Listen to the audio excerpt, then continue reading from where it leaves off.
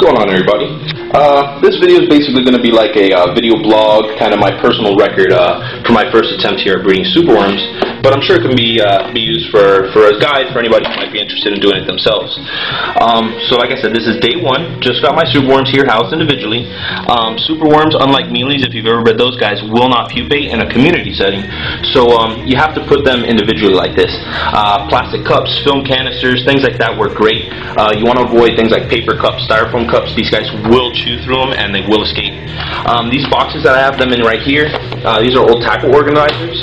You can get them basically anywhere they sell bait and tackle. These ones right here happen to come from Bass Pro Shops. But they have these great little sliding dividers that are hard plastic, so they can't chew through them, and they make these great little compartments for them. When you house your superworms individually like this, you want to make sure you just put the superworm in there, no food. Starving kind of helps them, well, kind of forces them into pupating as well.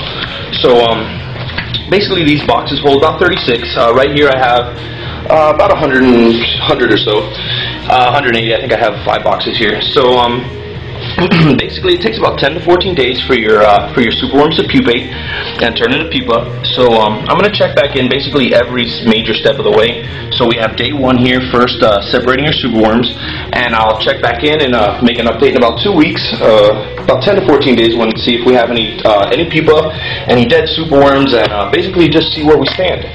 I plan on making this video go from day one right here to a full-blown colony, so stay watching. Alright guys, we're back with another update. It has been 11 days and we have more and more pupa. This is just one box out of the 5 that I have. They all look pretty much like this. This one's probably the one that's the most advanced. This one only has 5 superworms left. They'll probably bust out of there today. They've been curled up for a long time, but as you can see, the rest are all pupa. Pupa definitely correspond to their superworm size. I don't know if you can see this guy here. He was a real tiny superworm, and he made a real tiny pupa. And then we got this guy over here who was a real big superworm, and he made a real big pupa. So they definitely correlate to how big they are when you put them to morph. I've heard of some people taking all their pupa like this and putting them together and making like a pre-beetle pupa colony. I'm going to opt against doing that. I've heard some horror stories of the first beetles to morph, sometimes eating the other pupas and causing a lot of problems. So I'm just going to leave them in here until they turn into beetles, and from there they'll go into their breeding boxes. So this is day 11, and we have pupa, a whole bunch of them. Alright guys, we're back. It's day 21, exactly 21 days since I first separated our superworms, and we have our first beetles. These guys, they don't look like they're fully developed yet. They're still kind of red. These ones in here, as you can see, there's some in here that are actually like, they're kind of half pupa, half beetle. They're still in their metamorphosis phase, but it's really cool looking.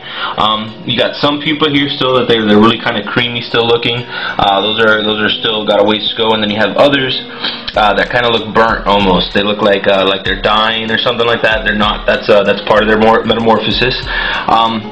After they turn that real dark kind of burnt color, they pop out and they turn into those guys right there, and then I guess from there they pop out and they turn into those guys right there. And then I guess they get I have seen beetles before, and they're much like darker. They're really jet black. So I'm gonna leave these guys in here until they have that real like nice dark black color. I don't want to take them out too soon. All the beetles do seem to be eating their like sheds, their pupa sheds. So I guess that's normal. I'm going to keep us updated.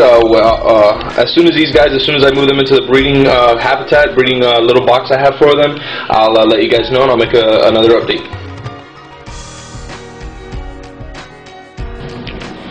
Alright guys, we're back with what I think is going to be basically our last update.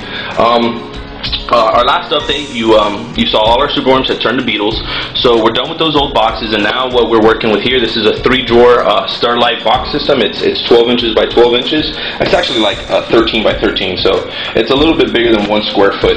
But these 3 drawers work great. The way I have my system set up here is this bottom drawer. This is basically the breeding drawer. All my beetles are in here. As you can see, there's a bunch in there, a ton under here, a bunch in there. A bunch in there. These are just egg cartons. You can use old toilet paper rolls. I've heard people using like sticks and branches and stuff. I personally wouldn't recommend that. I don't bring anything from outside into my herb room, so that's just kind of good keeping. You don't want to bring parasites, any type of bugs, stuff like that. This is just old nasty celery. You can use any type of fruit or vegetable really. I use carrots, celery, grapes, potatoes, basically anything that I have lying around that I'm not using or that's going to go bad soon, I use that. This stuff down here, this is just regular old raw oatmeal you can buy in any grocery store. So the beetles live about 10 to 15 days. That's their whole lifespan. In that time, they'll eat, they'll mate, they'll lay eggs, and then they'll die. Once all of these beetles are dead, once the very last beetle in here dies, I'll take this whole drawer and all its contents, and it moves up into here, this is my nursery basically. This holds all the eggs and all the real tiny superworms. You can't really see anything. It's you just see oatmeal. So. Once the superworms in here get a little bit bigger and you can actually see them, they'll move up into here, and this is my actual superworm feeding drawer. You can see lots of superworms in here. Again, this is just all regular oatmeal. You can buy like the cheapest stuff you can find, generic oatmeal, and they love it. For moisture, like I said, potatoes, grapes, carrots, celery, cucumbers, anything you have lying around the house. You know, don't make anything special just for them. Excuse me.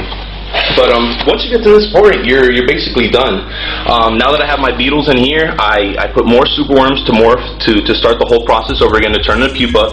By the time they're turning into pupa and starting their whole process to turn into beetles, these should all be dead, and they should be in the nursery working on becoming my regular feeders. So basically, once you get to this part, you're done. You got your whole colony set up, and you just got to maintain it from here. So I hope that helped somebody out. Hope you guys liked the video.